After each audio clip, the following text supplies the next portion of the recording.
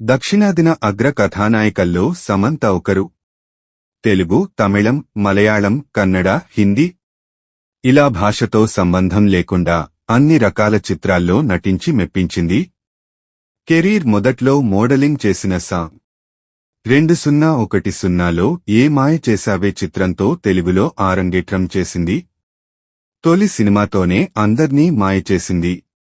ఆ తర్వాత వరుసగా ఆఫర్స్ ఆమెకు క్యూ కట్టాయి.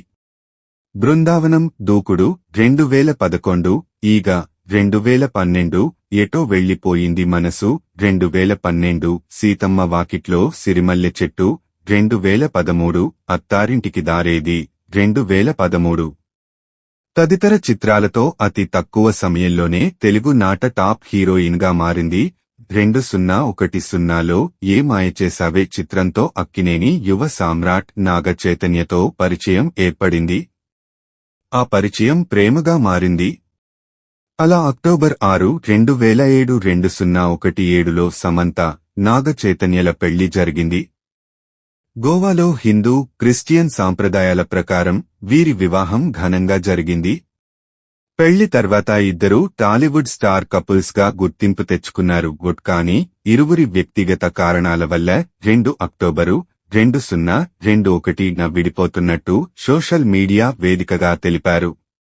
ఈ విషయాన్ని నాగ చైతన్య ట్విట్టర్ ద్వారా అధికారికంగా ప్రకటించారు.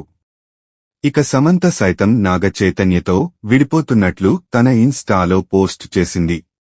దీంతో వీరి వివాహానికి శుభం కార్డు పడింది. ఆ తర్వాత నాగ చైతన్య నటి శోభిత ధూళిపాళ్లను 2024లో వివాహం చేసుకున్నాడు. ఇక సమంత మాత్రం సినిమాలతో బిజీగా ఉంది. అయితే ఈ మధ్య బాలీవుడ్ డైరెక్టర్ రాజ్ నీడిమోరుతో ఆమె ప్రేమలో ఉన్నట్లు కథనాలు వచ్చాయి.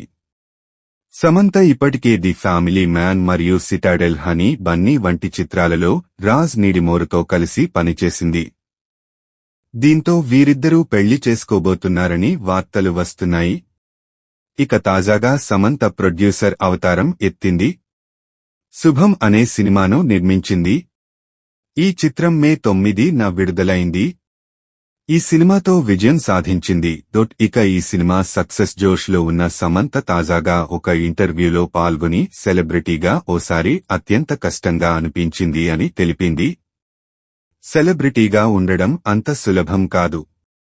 చెన్నైలో ఒకసారి మా నాన్న అంత్యక్రియలకు హాజరయ్యేందుకు వెళ్తున్నప్పుడు కొంతమంది అభిమానులు ఫోటో తీయడానికి నా దగ్గరకు వచ్చారు.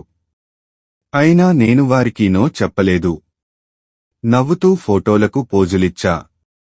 ఆ బాధ ఎలా ఉంటుందో నాకు తెలుసు. నాన్న చనిపోయిన విషయంలో కుంగిపోతున్నా నేను ఒక సెలబ్రిటీని అనే విషయాన్ని గుర్తుంచుకోవాల్సిన పరిస్థితి ఏర్పడింది అని సమంత ఎమోషనల్ అయింది. ప్రస్తుతం ఆమె మాటలు సామాజిక మాధ్యమాల్లో వైరల్ అవుతున్నాయి.